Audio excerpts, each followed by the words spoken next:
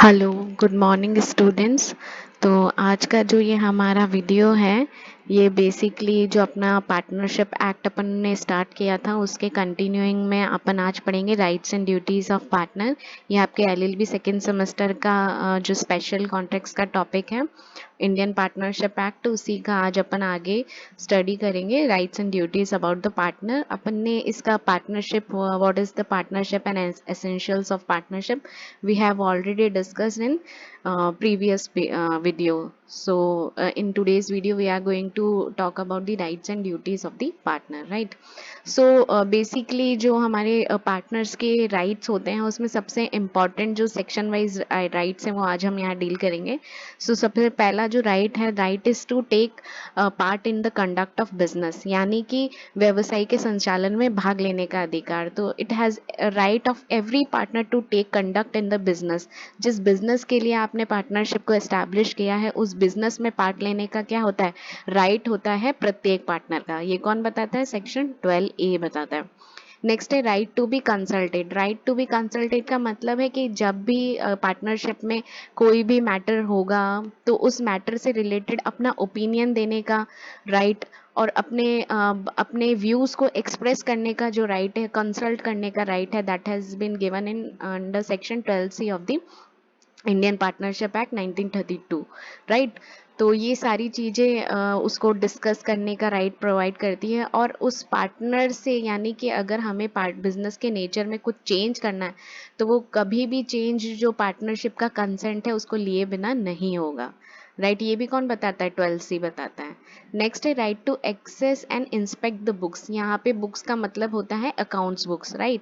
तो जो भी हमारे बही खाते वाली किताबें होती हैं तो प्रत्येक पार्टनर का क्या राइट है कि उन बुक्स को वो एक्सेस कर सकता है, यानी कि उन बुक्स को वो ले सकता है, उनको इंस्पेक्ट कर सकता है, यानी उनको देख सकता है, ताकि उसको पता रहे कि हमारा जो बिजनेस है वो प्रॉफिटेबल है नहीं है, या उसमें क्या इम्प्रूवमेंट करना है। तो वो कैसे पता चलेगा, अकाउंट्स बुक को देख के पता चलता है। तो he has a right to access and inspect the book according to section 12D of Indian partnership act 1932।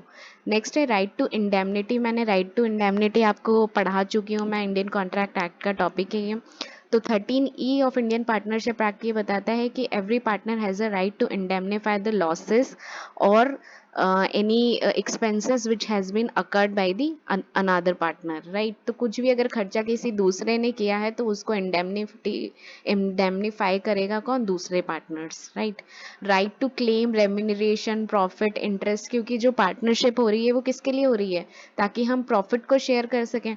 तो अगर उसने कोई एक्स्ट्रा लेबर की है तो उसके लिए रेम्यूनरेशन लेना, उस फर्म में प्रॉफिट का हिस्सा लेना, इंटरेस्ट लेना।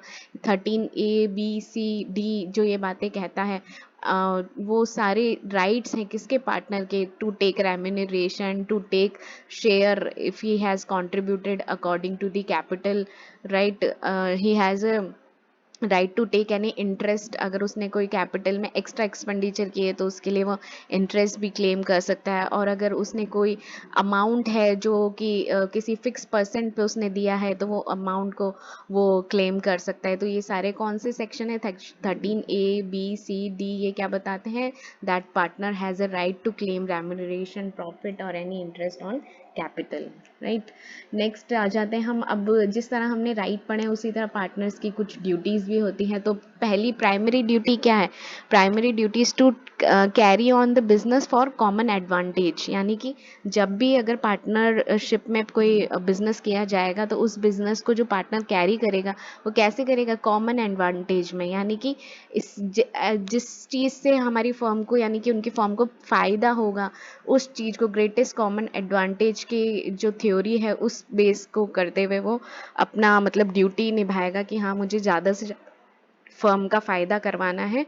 और इसी के लिए उसको जस्ट भी रहना होगा, यानी फेथफुल भी रहना पड़ेगा टूवर्ड्स दी अदर पार्टनर्स।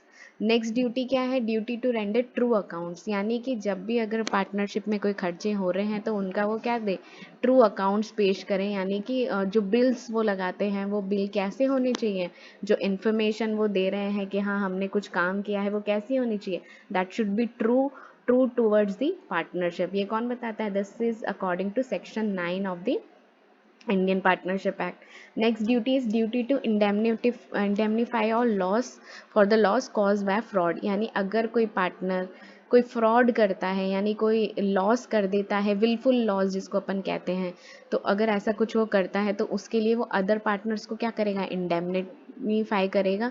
ये बहुत बताता है कौन सा section, section 10। Next duty is duty to attend diligently. Duty to attend का मतलब है कि जो भी वो ड्यूटीज़ परफॉर्म करेगा वो ड्यूटीज़ उसको डेलीजेंटली, डेलीजेंटली का मतलब होता है एक समझदार व्यक्ति की तरह उसको अपनी जो ड्यूटीज़ है वो फुलफिल करनी चाहिए। यानी उसमें एक सेंस ऑफ हैविंग रिस्पॉन्सिबिलिटी का जो एक भाव होता है वो उसके अंदर होना चाहिए while performing his duty.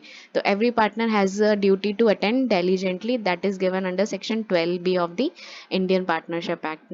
Next है proper use of partnership firms property. जो भी पार्टनरशिप फर्म की प्रॉपर्टी है जो उन्होंने फर्म के डेवलपमेंट के लिए लगाई है, कोई भी अगर प्रॉपर्टी है तो उस प्रॉपर्टी का जो यूज़ है वो कैसा होना चाहिए, प्रॉपर यूज़ होना चाहिए। ऐसा नहीं है कि हमने सोचा कि हम 4 जने मिलके बिजनेस करते हैं और हमने चारों ने थोड़ा थोड़ा पैसा लगा के कोई गाड़ी खरीदी है ताकि हम हमारे फर्म का काम बेटर तरीके से करें, तो एक जना उस गाड़ी को अपने पर्सनल यूजेस में कर रहा है यूज़, तो that would be consider as a wrong doing of the partner. तो वैसा कुछ ना करे, कैसा करे, प्रॉपर यूज करे किसका, पार्टनरशिप फर्म का, जो कि दिया हुआ है सेक्शन 15 और section 16A of Indian partnership act 1932। अब ये सारे मोटे मोटे तौर पे क्या है, ये rights and duties of partners है। इनका डिटेल स्टडी आप करिएगा क्योंकि अक्सर इसके ऊपर क्वेश्चन आता है। इससे रिलेटेड एक बहुत इंपॉर्टेंट केस लॉ है जो आज हम डिस्कस करेंगे, that is Cox versus Hickman, जो कि हाउस ऑफ लॉर्ड्स ने 1860 में इसका जजमेंट डिलीवर किया था। इस केस का बेसिकली थीम ये है कि इसमें बताया गया है कि हाँ, कौन इंसान कब एज अ पार्टनर किसी को स्यू कर सकता है और कर सकता है, तो उसके लिए सबसे जो प्राइमरी चीज़ है वो क्या देखनी होती है, राइट। तो इसके जो फैक्ट्स हैं वो देख लेते हैं। तो फैक्ट्स कैसे हैं कि मिस्टर स्मिथ और उसका एक बेटा था जो कि एक पार्टनरशिप फर्म चलाते थे। उस फर्म में कुछ फाइनेंशियल डिफ़िकल्टीज आ रही थी, तो उन्होंने अपना जो बिजनेस था वो उनके क्रेडिटर्स और एग्जीक्यूटर्स को उन्होंने दे दिया था ऑन डॉक्यूमेंट बेसिस। तो वो जो क्रेडिटर्स और ट्रस्टीज जो उनको कहा गया, तो वो ट्रस्टीज कितने थे, 5 थे। उन ट्रस्टीज ने आगे बेसिकली इस बिजनेस को कैरी फॉरवर्ड किया, और उन ट्रस्टीज में 2 ट्रस्टीज का नाम क्या था, कॉक्स और हेवुड था। तो बाद में क्या हुआ, जो हेवुड है उसने जब ये पार्टनरशिप मतलब ये जो प्रॉफिट जनरेट हुआ और जब ये इसका ख़त्म होने वाला था एग्रीमेंट, उस ख़त्म होने से पहले जो हेवुड था उसने कंपनी के नाम पर कुछ बिल्स ड्रॉ किए ताकि कंपनीज को कुछ वो जो भी नेसेसिटी उनको गुड्स की थी उसके लिए उसने एक बिल ड्रॉ किया। ये बिल ड्रॉ उसने हिकमैन के नाम पे किया, यानी हिकमैन से उसने ये सारी सर्विसेज ली थी, राइट। तो जो हिकमैन था जब उसको ये पेमेंट नहीं मिली तो उसने कॉक्स प्लस हेवुड, क्योंकि ये दोनों ही ट्रस्टी थे, तो उसने क्या समझा कि ये कॉक्स और हेवुड दोनों ही पार्टनर है, तो उसने एज अ पार्टनर इसको स्यू कर दिया, किसको, कॉक्स और हेवुड को। किसने, हिकमैन ने, राइट। तो जब कोर्ट के पास ये केस आया तो कोर्ट ने कहा कि कॉक्स जो है इस पेमेंट के लिए लाइबल नहीं होगा। क्यों लाइबल नहीं होगा, क्योंकि यहाँ पर कोई पार्टनरशिप एग्जिस्ट नहीं कर रही है, क्योंकि ये दोनों कौन थे, कॉक्स और हेवुड ट्रस्टी थे खाली। ये लिखा हुआ the trustees included Cox and Heywood. तो जब ये सिर्फ ट्रस्टी हैं, पार्टनर्स हैं ही नहीं, तो कॉक्स की कोई लाइबिलिटी नहीं बनती है। और ये जो चीज़ डिसाइड की हाउस ऑफ लॉर्ड्स ने, तो उसने ये बताया कि जो ट्रू टेस्ट है पार्टनरशिप को जानने का वो ये है म्यूचुअल एजेंसी। म्यूचुअल एजेंसी जिसको हिंदी में कहा गया है पारस्परिक एजेंसी। यानी कि अगर आपको ये प्रूव करना है, यानी अगर किसी पार्टनर से आपको लगता है कि 2 व्यक्ति पार्टनर हैं, तो आपको ये बताना पड़ेगा कि उनके बीच में म्यूचुअल एजेंसी एग्जिस्ट करती है। और म्यूचुअल एजेंसी मैंने आपको जब एसेंशियल ऑफ पार्टनरशिप पढ़ाई थी वहाँ पे डिटेल में बताया था कि म्यूचुअल एजेंसी का मतलब होता है कि एक पार्टनर दूसरे पार्टनर को जो भी वो कृत्य करे उसके लिए लाइबल कर सके। तो जब अगर ये लाइबिलिटी वाला कॉन्सेप्ट आ जाता है, म्यूचुअल एजेंसी वाला कॉन्सेप्ट आ जाता है, तभी हम क्या मानेंगे कि उनके बीच में पार्टनरशिप एग्जिस्ट करती है। तो इसीलिए कोर्ट ने यहाँ पर कॉक्स से कुछ भी उसको नहीं बेनिफिट दिलाया, क्योंकि यहाँ पे माना कि ये पार्टनर्स है ही नहीं, right. So this is it in this video. Next video में हम आगे पार्टनरशिप के अपकमिंग एसेंशियल टॉपिक्स को डिस्कस करेंगे। All right, thank you students.